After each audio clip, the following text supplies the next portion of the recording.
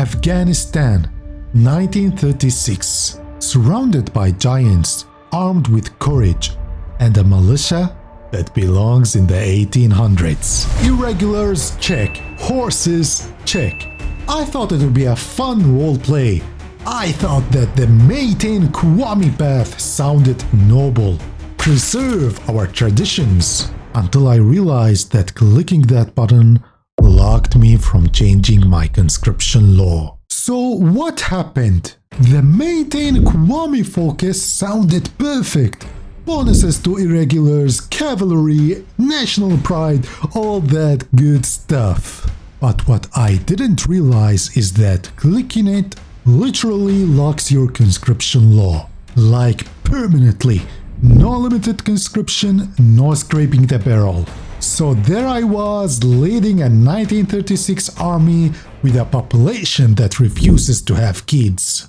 And the game's manpower counter hit 0 faster than my sanity. So now my only hope was to double down, cavalry, irregulars, whatever could still move. And my other hope that you have subscribed, because clearly I cannot conscript viewers either. Alright, crisis mode.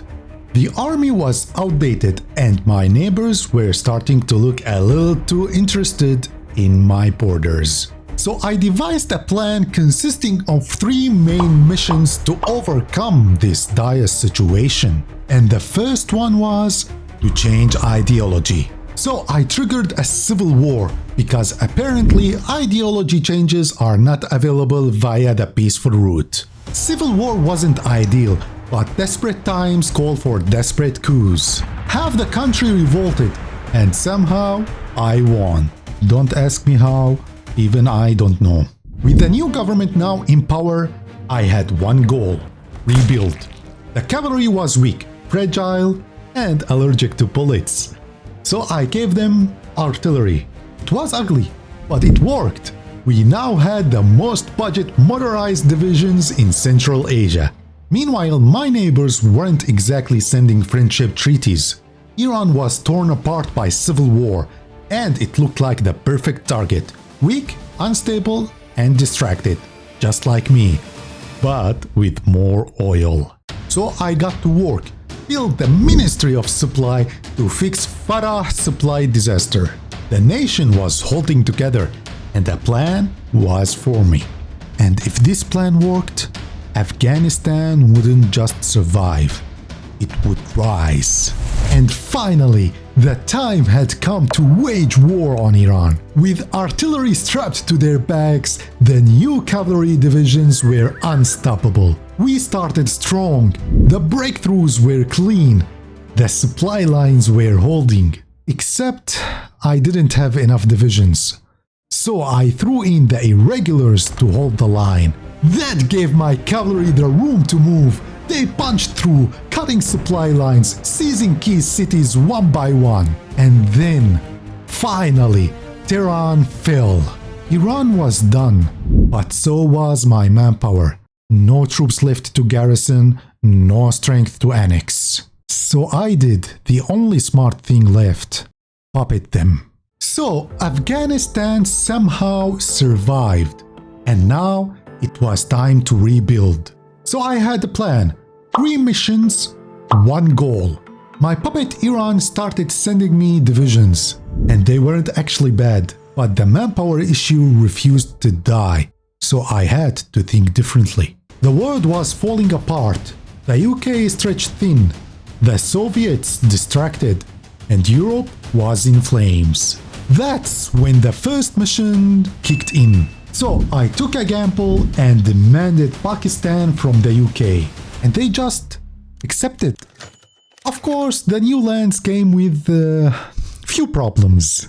A rebellion broke out, but this time I had real divisions. The revolt was crushed before it even began. Now obviously the next step was to core Pakistan. Coring it changed everything. Suddenly factories were running, manpower was increasing steadily, and for the first time in forever, I could actually train divisions.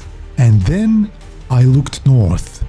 and saw the USSR getting pummeled by Europe and Japan. That's when I knew it was the time.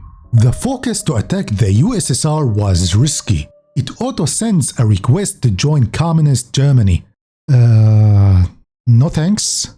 So instead, I joined Japan's faction. And when the war started, it wasn't even close. My cavalry stormed north, taking provinces faster than the AI could react. I managed to encircle what was left of the Red Army guarding the south. Afghanistan was no longer the underdog. It was the storm coming from the mountains. The Red Giant finally fell, and it was over. Or so I thought. Because, of course, the Soviets were in a faction with the British Empire. So now Afghanistan, a landlocked nation, apparently has to build a navy in 1943 with zero naval tech. And there is no way in hell I'm going to do that while my game is lagging like it is running on a toaster. At that moment, I understood true suffering. This wasn't Hearts of Iron anymore. This was Hearts of Pain. If you enjoyed watching me suffer, which I know you did, go ahead and subscribe. And while you're at it, check out the deadliest year in Hoi 4 history.